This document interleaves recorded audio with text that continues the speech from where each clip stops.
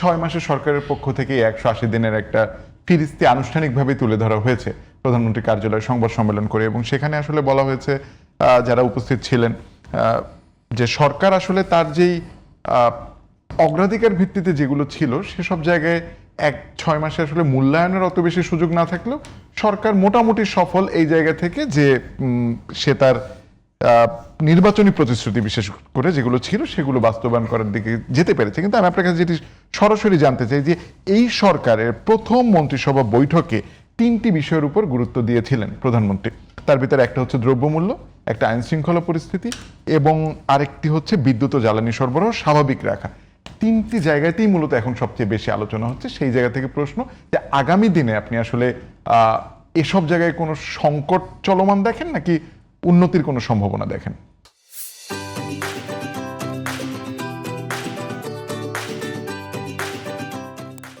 আমার মনে হয় সম্ভাবনাটা চলমান।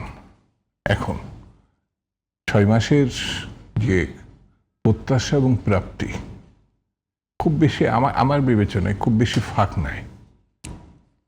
সেটা এই কারণে যে শেখ হাসিনা 18 বছরের একটা শাসন, যে শাসনটা কর্তৃত্ববাদী শাসন, যেখানে আইনের শাসন ছিল না, দলীয় শাসন এবং গণতন্ত্রের বিরুদ্ধে যে নির্মমতা, সেগুলো মানুষ দেখছে।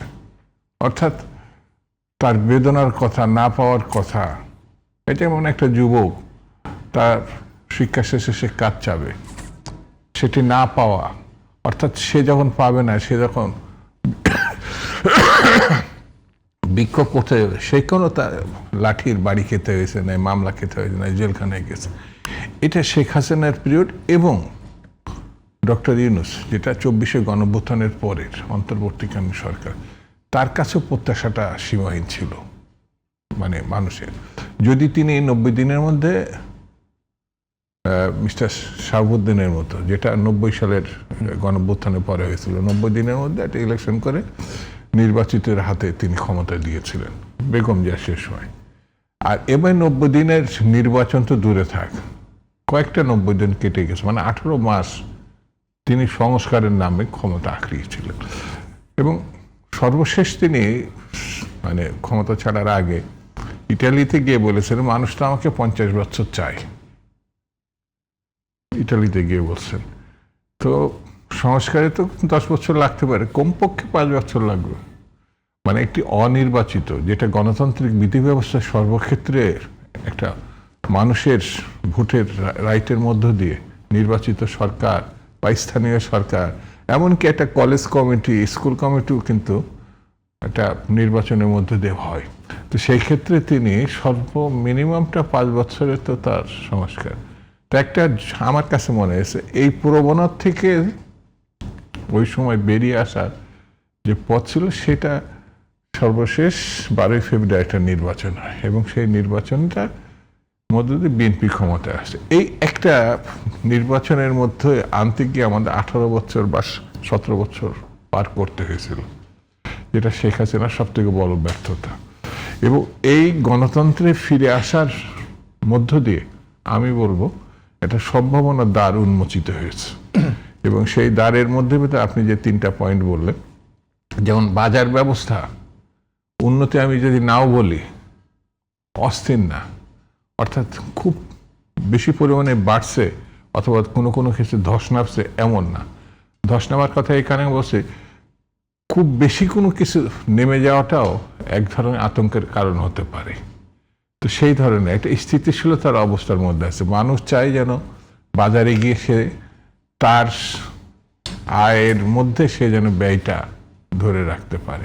আইন শৃঙ্খলার ক্ষেত্রে মব সংস্কৃতি, যেটা একটু আগে বললাম, যেটা 18 মাসে হয়েছিল, তার আগে তো ছিল যাকে খুশি ধরবো, যাকে খুশি গুম করবো, যাকে খুশি মারবো, মামলার কোনো প্রয়োজন পড়তো না। আর ডক্টর ইউনূস সাহেবের জামানায় মব সংস্কৃতির নামে একটা কিছু সিল দিয়ে দিল, এ রাজাকার, এ আওয়ামী লীগার, এ অমুক তমুক, বাস পিটানো শুরু হয়ে গেল। এটা ডক্টর ইউনূসের হাত থেকে বাঁচার এই মব সংস্কৃতিতে, যে কারণে কিন্তু স্বরাষ্ট্রমন্ত্রী বলছে যে মব সংস্কৃতি চলবে না। তো আইনের শাসন প্রতিষ্ঠা করতে হলে পরে আর যদি আইন শৃঙ্খলা পরিস্থিতি ঠিক মতো রাখতে হয় তাহলে আইনের শাসন ছাড়া কোনো পথ নেই। সেটা যে দলই করুক না কেন, যে অবস্থাতেই করুক না কেন, অন্যায় অন্যায়, বেআইনি বেআইনি। তো এই আইন শৃঙ্খলা, এই বাজার ব্যবস্থা, আরেকটা কি বললেন, জ্বালানিতে যে অব্যবস্থাপনাটা গত সময় থেকে এই পর্যন্ত আসছে এই নতুন সরকারের, সেটা হচ্ছে আমার বিবেচনায় পুরোটাই হচ্ছে আমদানি নির্ভর রাখা হয়েছে। যেমন গ্যাস সংকট, গ্যাস থেকে বিদ্যুৎ, গ্যাস না থাকলে বিদ্যুৎ আসবে কোথা থেকে, এইগুলো মানে আমদানি নির্ভর। আমাদের সাগরের নিচের গ্যাস অন্য দেশ কায়দা করে পত্রিকায় দেখলাম টেনে নিয়ে যাচ্ছে, কিন্তু আমরা এটা তোলার ব্যবস্থা করিনি। যে কারণে অর্থমন্ত্রী একটা সম্ভবত ওই ইঙ্গিত দিয়েছে যে এটা মানে জাদুর কাঠিনায় বললেই হয়ে যাবে, এটা একটা সময় সাপেক্ষ ব্যাপার। হ্যাঁ, আমাদের এর আগে আমাদের প্রচুর ক্যাশ আমাদের আছে, সেটা শেষ হয়ে গেলে আলাদা কথা, কিন্তু আমি বিদেশ থেকে নিয়ে আসলে অতীত সরকারগুলো যা করছে সেখানে আমদানি মানে 2 পয়সা কামানো আমার বিবেচনায়। সেই জন্যে মানে যে কষ্টটা আমরা মুখামুখি পড়ছি, যদিও এখন আবার কিছুটা কাটিয়ে উঠছে, এটি মানে অতীতের অব্যবস্থাপনা আর 2 পয়সা কামানোর খেসারত আমরা এখন দিচ্ছি। তো এখন আমার মনে হয় সরকার আমদানি এবং নিচ থেকে তুলে আনা, আচ্ছা মানুষের তো কলকারখানার কাজ বন্ধ হয়ে গেলে কলকারখানা মানুষ তো বেকার হয়ে যাবে। দুই হচ্ছে ঘরে ঘরে এই গ্যাস এখন আমরা ব্যবহার করি, বিদ্যুৎ না থাকলে এখন যে কঠিন অবস্থা, মানে যে আপনি যত ধর্মের কথা শোনান, রাজনীতির কথা শোনান, প্রেমের কথা বলেন না কেন, যখন লাইট থাকবে না, ফ্যান ঘুরবে না, কোনো কিছুই ভালো লাগবে না। সেই জন্যে যে সংকটটা আমরা পড়ছি সেই সংকটটা জরুরিভাবে আমাদের মীমাংসা করতে হবে।